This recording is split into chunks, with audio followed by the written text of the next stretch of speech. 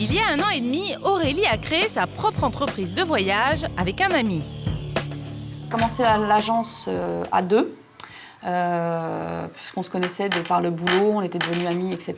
Et donc on a décidé de créer ce projet sur le thème du voyage de luxe. C'est lui qui a amené le projet, hein, très clairement. Je suis reconnaissante. S'il avait été là, peut-être que j'aurais pas mis le pied à l'étrier. Et on était complémentaires, ouais, c'est clair. C'est pour ça aussi que je m'étais dit que c'était une bonne opportunité de s'associer. Rapidement, les relations professionnelles se sont tendues. Pour Aurélie, argent et amitié n'ont pas fait bon ménage. La divergence est venue de là. C'est-à-dire qu'il fallait prendre des risques financiers, mais finalement, ils n'étaient pas partagés. Ça m'a fait réfléchir, j'ai pris une semaine de recul. Et un jour, il y a eu la question fatidique, est-ce que tu veux continuer à travailler avec moi? Et à une question fermée, j'ai répondu non. Monter son entreprise entre amis, beaucoup en rêvent, certains se lancent. Environ 10% des entreprises se créent sur ce modèle.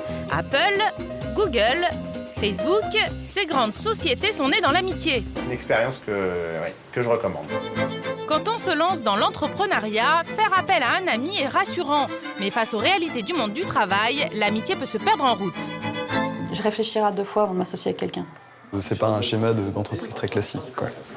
Marc Traverson, bienvenue, coach en entreprise, connaît bien les conflits que peut générer ce mélange des genres. Son premier conseil, être très prudent. Alors on peut essayer de faire un schéma des avantages et des inconvénients de s'associer avec un ou une amie. Donc dans les avantages, il peut y avoir la complicité au travail. C'est quelque chose qui participe de la qualité de vie au travail et donc on va pouvoir rire ensemble par exemple. Alors les inconvénients, ça pourrait être de faire une confusion entre vie privée, amicale et le travail. Le risque de cette confusion, ce serait justement de ne pas pouvoir parler d'argent par exemple. Parler de qui dirige et de qui décide. Par pudeur, parce qu'on est dans un registre amical, on ne va pas parler de basses questions d'argent ou de basses questions d'intérêt. Et on risque d'aller à la rupture. La rupture du projet professionnel est souvent aussi une rupture amicale.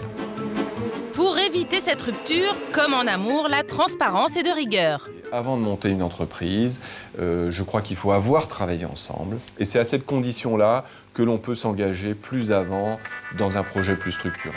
Le projet de Florian, Adrien, Benjamin, Kevin et Antoine, une marque de t-shirts décalée sur le football. Amis de longue date, ils sont aussi collègues depuis 2 ans. Complicité et humour sont la base de leur collaboration.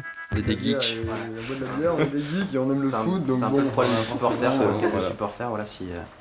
Le joueur de foot, lui, il a une belle nana, mais c'est vrai que le supporter, lui, il est, voilà, quoi, il est tout seul dans son canapé avec sa pizza, quoi. L'affaire marche bien, mais pas encore de quoi se payer des locaux. La bande travaille dans le salon d'Adrien, entre amis, pas de manière. Je suis actionnaire majoritaire parce que c'est moi qui ai créé la boîte à l'origine. Mais à un moment, en fait, ils me filaient tous un coup de main. Voilà, mais c'était très bénévole et gratos. À un moment, j'ai voulu les impliquer dans le truc. Ouais, c'est ça. Si on était 2, ce serait peut-être plus compliqué. À 5, on arrive tous à se canaliser, à faire ressortir des choses intéressantes. On se tire tous vers le haut, donc c'est ça qui rend le truc facile. Ouais. On a un fonctionnement en fait qui est très simple, c'est la démocratie. C'est-à-dire que il y a des fois où moi je vais me planter parce que j'ai envie qu'on sorte un visuel et puis que les 4 autres ils sont là, ils me regardent et disent mais non mais attends Adrien, tu es en train de faire n'importe quoi. Dans ces cas-là, il faut être capable d'écouter et puis là je me range à l'avis effectivement de la majorité. Par exemple ce t-shirt-là, moi là-bas, j'étais pas persuadé en fait qu'il allait marcher. En fait, il se trouve que c'est notre meilleure vente. Les 4 autres, ils m'ont dit non mais celui-là on le sort, c'est obligé, ça va faire un carton. Et ils avaient raison. Bonne nouvelle, l'amitié tient bon.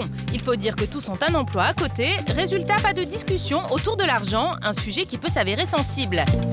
La réunion se poursuit au café, leur 2e bureau. L'investissement de base, ça n'a pas été ruineux. Enfin, on n'a pas mis en jeu nos maisons ou quoi que ce soit. C'est un moment, si vraiment le projet on veut le faire grandir, il faut y être investi à 100%. Chaque année, on estime à 60 000 le nombre de sociétés créées entre amis.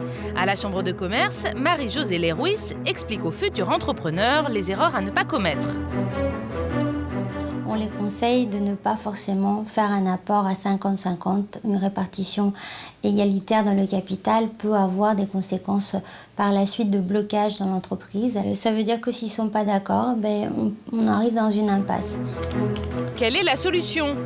On fait intervenir une 3e personne que nous on appelle le sage, qui lui va faire pencher la balance lorsqu'il y aura conflit entre les 2 associés amis. On ne déconseille pas la création d'entreprises entre amis parce qu'il y en a qui se passent très très bien. Voilà. L'amitié peut-elle même consolider une entreprise? Arnaud et François partagent depuis toujours une passion pour le voyage. Arnaud a eu la très bonne idée de créer ce concept de roadbook personnalisé parce que le concept n'existait pas du tout. Notre collaboration a démarré il y a 10 ans, bientôt. Mais on a la chance de se connaître depuis plus de 20 ans. On était au lycée ensemble. Comment ça fonctionne, une entreprise entre amis qui ne se fâche pas? François, c'est plus les logiciels, la mise en page, le fait qu'il soit joli. C'est grâce à François. Et puis voilà, moi j'essaye d'aller les vendre.